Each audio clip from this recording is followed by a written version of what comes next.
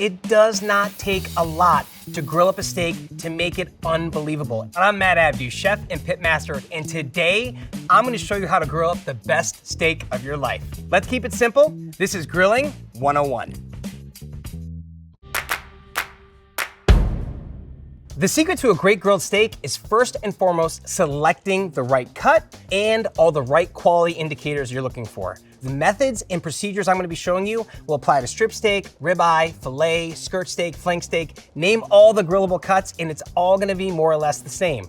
Today we're gonna be treating ourselves to a New York strip steak, one of my favorite steakhouse cuts. If you have the time to pull the steak out and let it come to room temperature before cooking it, I think it is better if the steak has an opportunity to warm up a little bit. This steak is about an inch or so thick. That's a really important thing you want to look for in a good quality steak. The thicker the steak is gonna give us more of an opportunity to develop that beautiful eye, so we have that beautiful medium rare to medium pink center on our steak. If the steak is a little too thin, by the time you've developed all that char and crust on the outside, the steak usually gets overcooked. This is a big, thick cut of meat, so don't be afraid to season it aggressively, because by the time all that salt permeates the meat, the seasoning level is gonna be just perfect. I like to add a little bit of oil to my steak before I season it for two reasons. First, it's gonna help that salt and pepper really stick to the meat. And second, it's gonna also help release it from the grill grates when it's cooking. Simple is king, and there's nothing more simple than salt and pepper. That's all you need, guys, to make the steak shine. Because again, we have a really great cut of meat here, and we want the flavor of the beef to be the star. The salt and pepper is just gonna bring out all the flavor to it. I like to season from a little bit up high, guys. We want the salt to evenly distribute itself all over the meat. If you get too close, you're just gonna have pockets of seasoning, and that's never gonna be good for anybody. But you can see I'm going pretty aggressively on this side of the steak with salt, and then we're gonna do the same with black pepper. To really maximize the flavor of that beef and to get that restaurant quality grilled steak, this is how we do it. And once this side's done, we're gonna give it a flip. I'm gonna take just a little bit more oil. It doesn't take a lot. And then right back at it with a good amount of salt. If your steak is thick enough, it'll stand up on its side on its own. And we're just gonna hit that with some more coarsely grated black pepper. Now that this gorgeous New York strip steak is all seasoned up, we're gonna let it dry brine for about 10 to 15 minutes while we fire up our grill and get it nice and hot. It's just kind of a way of getting it to be a little bit more seasoned on the inside and letting the salt have time to react to all that meat instead of just making a crust on the outside of the steak. Today we're cooking on a gas grill. I love the convenience of a gas grill. For me personally, I'm grilling 3 or 4 nights a week. It's simple, it's fast, it keeps the mess outside, right? And it's easy cleanup.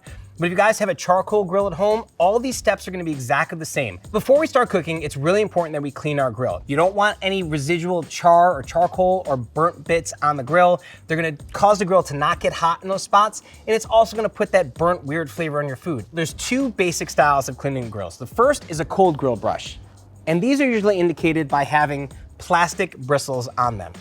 The second style is a wire or metal grill brush. Now this one here has got that little scraper on the end, it's got the metal wire brushes. These are good to use when the grill is hot, and also if you're doing lots of cooks, it's good to clean in between cooking. Always check it to see if there's any residual bristles or anything that could be on that. But no matter what you have, just make sure if the grill is hot, we're not using the plastic one, and also just make sure that we're cleaning the grill every time before we fire it up, just to make sure we're getting rid of all the dirty carbon bits that are on those grates. Now it's time to preheat the grill. It's a very important step. We want that char, we want that flavor, we want those grill marks to happen, and if our grill is cold or not fired up properly, we're never gonna achieve that while also keeping the center of the steak nice and medium rare. First things first, whenever you're lighting your grill, safety tip, make sure the lid is open.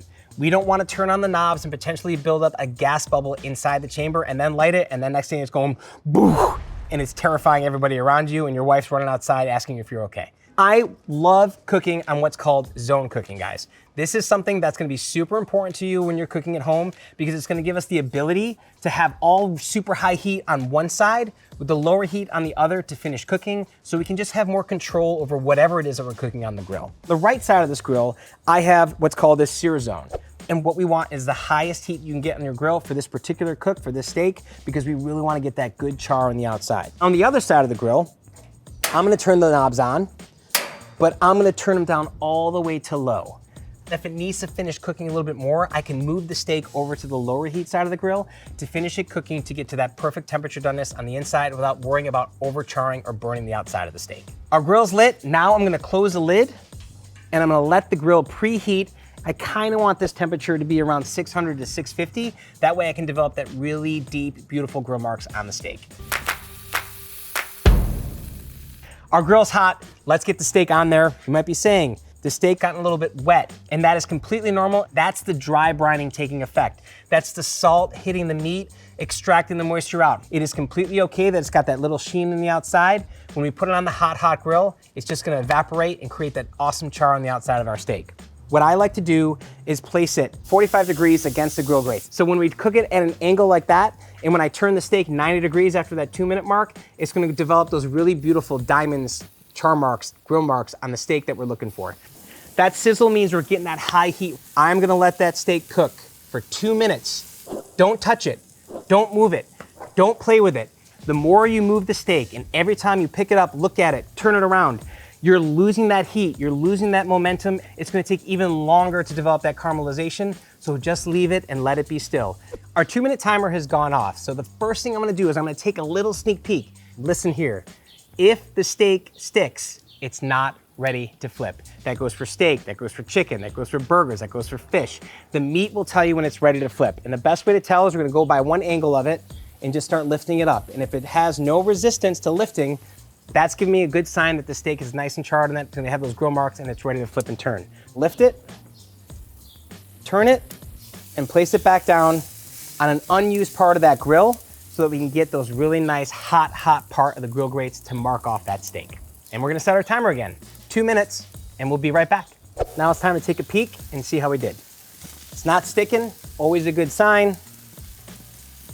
We're gonna take it, we're gonna lift it, and we're gonna put it back on another unused part of the grill. And you can see how we got all that nice char marks happening over here on the steak. If you develop perfect hash marks or not, it's okay.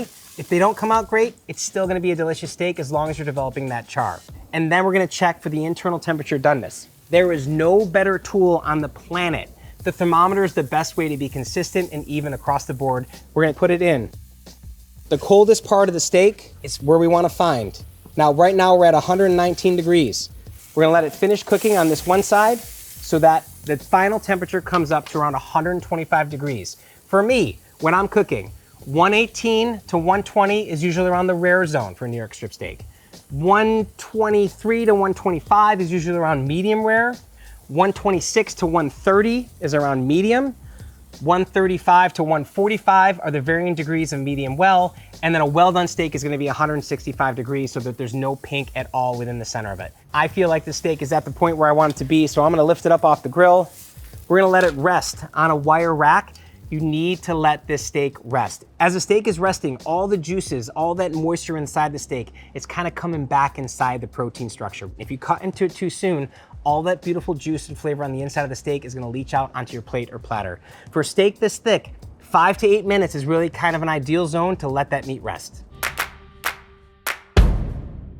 As the steak is resting, I love making a chimichurri sauce. It takes just a few minutes to make. It's a mixture of herbs, oil, vinegar, some spices and seasonings that really bring that meat to life. Chimichurri recipes are gonna vary from house to house, from person to person, and it's all okay. I like the combination of mint, chive, and parsley. It may not be super traditional, but for me, this is the way that I like making my chimichurri. It's about the herbs coming together with the oil and the vinegar, the garlic, the chili, the oregano, the salt, the pepper, which really evolves it into this beautiful flavor profile. Now that I have my herbs cut, we're gonna go into cutting up some shallots. I'm making these a little bit coarser, a little bit larger, because I like that texture in my chimichurri. Garlic. Give your garlic a smash, and then just chop, chop, chop, chop, as fine as you want it to go. I love the microplane, especially in a chimichurri, because it's gonna make the garlic super fine. Finer the garlic's gonna be, the more pronounced of that garlic flavor is gonna develop in my sauce. Some kosher salt, some ground black pepper, some dried oregano, a little bit of crushed red pepper flakes, some olive oil. This is gonna be regular olive oil. And then the last bit is our acid. And for this, I'm using a little red wine vinegar. You have to have that acid because that's really what's gonna brighten up the sauce and bring all the flavors together. This chimichurri, for me, I like it to be kind of thick and herbaceous and herby like this. Our steak is now cooked and rested. Before we get cutting, let's talk about the grain of the steak. The grain is referring to the muscle fibers of the protein within that piece of meat. You can see here on this raw steak, if you get really close up, the lines that are going straight. That means if I wanna cut this steak against the grain, the lines are running this way going down it, we wanna cut against the grains going this way, it's gonna end up for a more marbled and tender bite. On the cooked steak, it gets a lot harder to see where those grains are because we cooked it and it's charred and it's covering up those muscle fibers and those muscle strands. Don't be afraid to make a cut into the steak, and if it's looking like you have those straight lines going across, we're just gonna give our steak a turn and we're gonna try to cut again until it looks like it's a marbled interior. That's when we know that we've cut correctly against the grain. While you're slicing the steak, the grain could change, and that's okay too. But we're just gonna keep cutting right against, and this is a great example of when you're cutting with the grain, when you see those straight fibers or those straight lines. That's what cutting with the grain is gonna look like versus when you go over here and you see a more marbled texture. Now that the steak is sliced, we're just gonna put a little chimichurri over the top of it. Restaurant quality grilled New York strip steak with this bright, vibrant, herbaceous, beautiful chimichurri sauce. And I know if we just keep it simple and we're patient, everything we learned here today is gonna apply for when you're grilling in your backyard. It's time to give it a taste for all this amazing work we put into this steak. Let's give it a bite. Beefy, meaty, bright, herbaceous. This is a restaurant quality steak cooked in our backyard. And I know by following these simple instructions, you guys can do this at home too.